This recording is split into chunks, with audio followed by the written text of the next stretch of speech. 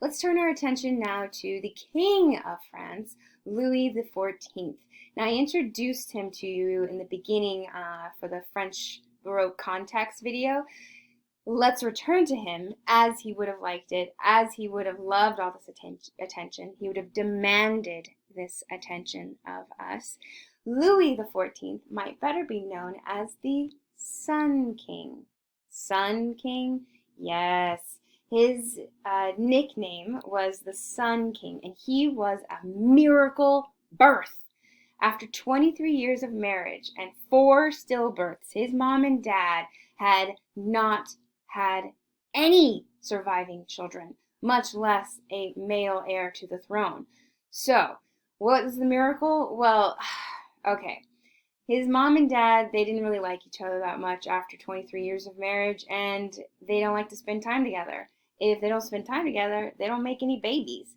So it's said that one night after a specific royal party, his mom Anne wanted to leave the castle and she couldn't because of the crazy rainstorm. And so she and the king spent the night together, and 9 months later, ta-da! A son was born, Louis the 14th. Now notice my spelling here, sun, as in the day begins and ends with the rising and falling of the sun. So too does your life revolve around Louis. Here he is as a young baby, the miracle born. Oh my gosh, then 2 years later, his little brother was born. So it was a miracle. And his parents saw this as a gift from God that France was saved with an heir and a spare. So here he is as a young man, and he's depicted as none other than Jupiter, god of the Romans, or Roman king of the gods, the eagle of Jupiter. He's got his lightning bolts there. Oh, goodness gracious. When he was crowned King of France, his coronation was celebrated with a day-long ballet performance. This is a sketch of his costume in which he performed as, you guessed it, the sun.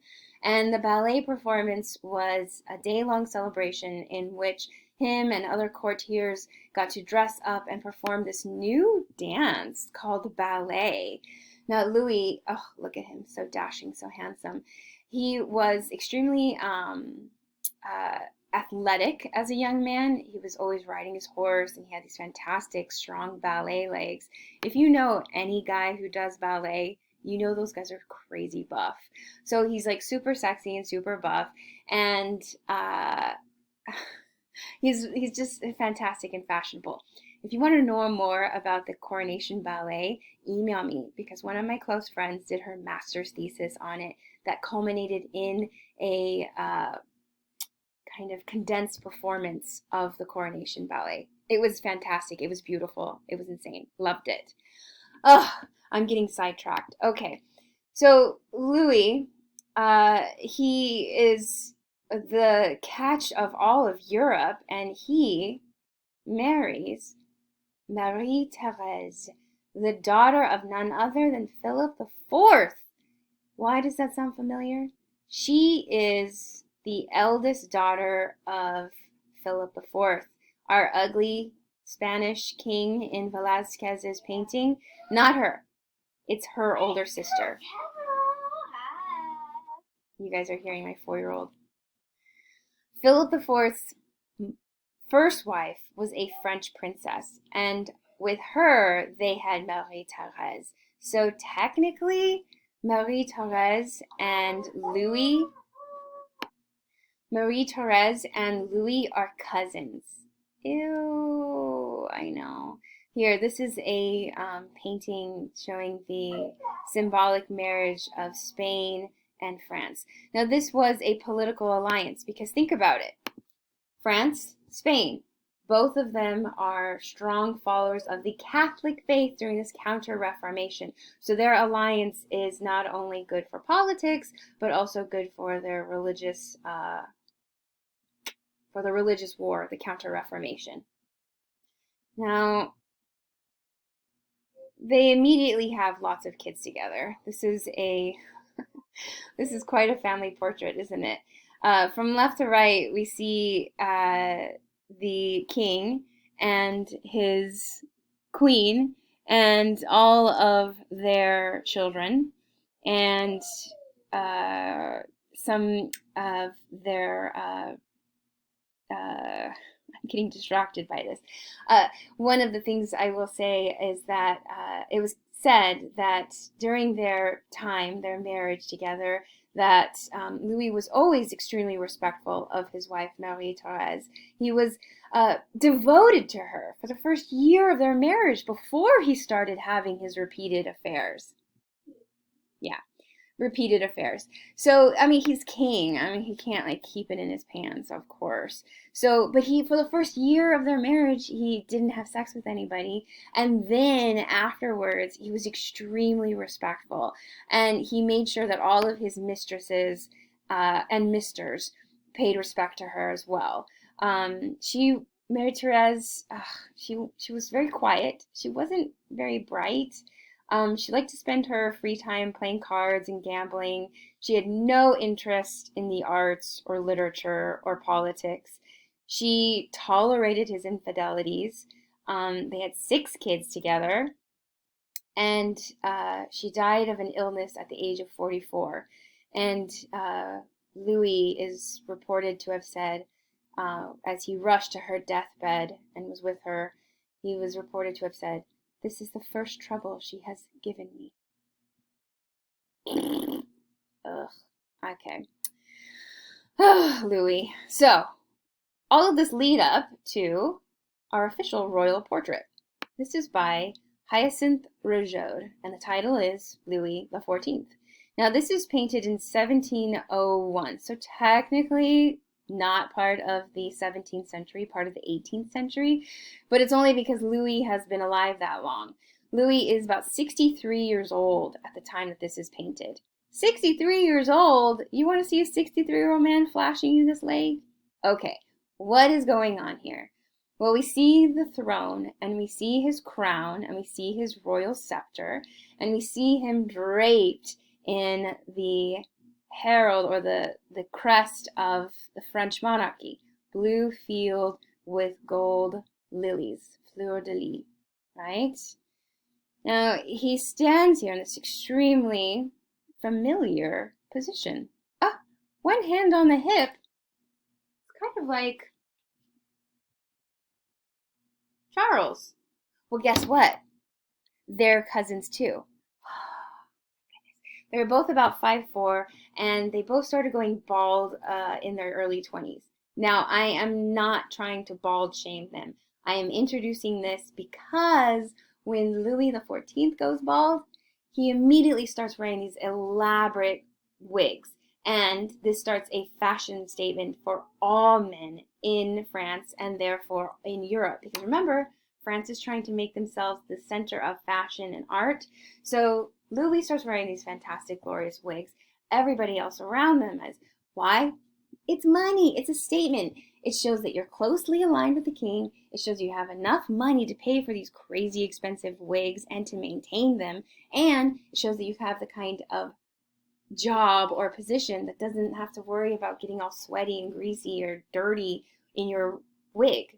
Okay, so back to Louis and his fabulousness. Oh, just to remind you, I said it before, but he is the grandson of Marie de Medici. So remember, she hired Rubens to paint that series of works of her life. That's his grandma. What? I know. So I wanted to look at the painting in reference to a few things, including class. This is a cartoon from the 18th century, and it's a visual representation of the injustices put upon the French people. Now, the French population is divided into 3 estates, or think of them as classes. First class is Catholic Church. Second class would be royalty and nobility, and third class would be the peasants and the working class. This is the kind of injustice that we were looking at in the Lenain painting. How do we see that here? Well, he is our king. He rules, this way. Absolutely. There's our vocabulary word. He rules as an absolute monarch. Monarchy ruled by divine right and is the source of all law and all authority. For Louis, his argument for rule is that God put him here on earth to rule over us. And while there had been a few councils put in place for the French king, Louis never used them. He never installed them. Instead, he kept everybody distracted by serving him. He was seen as a miracle birth, right? I mean, this is insane. In addition to him ruling absolutely, he has established a state-funded art school or academy, an art academy. This is a tapestry depicting Louis as a young man and him being toured around one of the craftsman shops where you can see all the artists kind of gathering around. Now, Louis understood the power of art and propaganda, and so he funded artist education as a way or a means of promoting himself.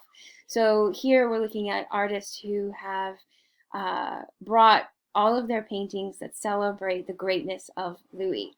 The establishment of the Art Academy by Louis XIV is fundamental to the rest of Western art because others are going to follow suit.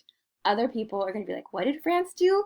What did Louis do? We need our own art academies to serve our own purposes, our own national identities. And that's exactly what Louis is doing here. He is king. In fact, he used to say, L'État, c'est moi. I am the state. The state is I. He is France. He is drenched in the colors of France. And as France, he flips up that fantastic cape to reveal this shapely leg. And I told you, he's 63 years old. So do you want to see a 63-year-old man in a white tight? No. But it's a fit leg. What does that mean about him? Well, he's fit. He's fit and he's healthy. That means that France is fit and healthy. If he is the state, he is saying, I'm fit, I'm strong, France is fit, France is strong. I'm not some old frail thing with little chicken legs, oh, can't stand up. No, I'm strong. France is strong under me. He also shows us his sword. So he's also telling us he ain't afraid to use it. He's armed, right? He's also wearing these fantastic shoes here. These shoes, if we were alive, we'd say like he's wearing a heeled boot, or a heeled little booty. Well, it is a heeled boot, but it's actually more specifically a riding boot. If you've ever taken a horse riding class, you've been told you can't wear sneakers, you have to wear something with a heel. And the reason is so that your foot doesn't slip in the stirrup and you go falling. So a heeled boot is a riding boot. And Louis, well, he's riding all the time. He's also 5'4", so not to height shame anybody, but to give him a little bit more height, he's just going to he's going to keep wearing his riding boots even after he's riding or he's ridden. Then he's not wearing the same dirty ones. Of course, he's going to get new ones put on. So he starts a fashion statement for men to wear heeled boots. So all of you men are now wearing wigs and you all got your high-heeled boots. Then Louis says, you know what? To distinguish my besties from all the riffraff who have their heeled boots on, only certain men can wear a red heeled boot. So you'd want to be friends with him and you'd want to walk around with your red heels and you're like, what's up? Yeah, I'm friends with the king. Oh. Now, when he reveals that fine leg, he's also revealing this fur-lined cape. This specific type of fur here, this white with the black tips, we would immediately recognize that as ermine. Ermine is a type of weasel. It's kind of like a ferret, and its winter coat turns this beautiful pure white, and it has this very distinctive black-tipped tail. Ermine at the time and still today are farmed for their fur, and often the fur leaves the black tip so you can appreciate the expensive and fine quality of the fur. That is a lot of fur. That is a lot of ermine. So it's a statement of wealth. It's a statement of power. Goodness gracious. Now, I will just pull back to his cousin one more time. So in this, we see their postures, and we talked about how Charles was keeping us at a distance with that elbow, right? Poking away from us, keep us away. And he was trying to establish himself as an absolute monarch in England, and that didn't work in the end. Look at same posture, but the elbow is to the side and it's more open. But we would definitely not interpret that face as being welcoming, but open, aware. Now, he's also not sitting on his throne. The throne is empty. He, instead, is standing in front of it. He doesn't wear the crown. He doesn't hold the scepter correctly. Why? Because he doesn't need to. Because he is king. And he doesn't need to have the limitations of sitting in the throne and wearing the crown to remind you of it. In fact, this painting was copied and placed inside of the throne room. Here's a copy of it. These copies weren't seen as plagiarism. They're just simply official royal copies. Now imagine you are here to meet with the king and you're in the throne room and he's busy doing something, having sex with somebody before he comes into the throne room, and the painting is hanging right in front of the throne. Even if the throne is empty, he is here. He is watching. He is listening. He is ever present. So you don't want to talk bad about him. You don't want to plot against him. Remember, I told you, he is extremely paranoid about the nobility realizing their power and influence and taking control. He likes ruling absolutely. He has not hosted any of those advisory councils. Instead, he's going to intimidate you and watch over you, making sure that you fall in line. One more before we finish. Look at this. Don't hate me 'cause you ain't me.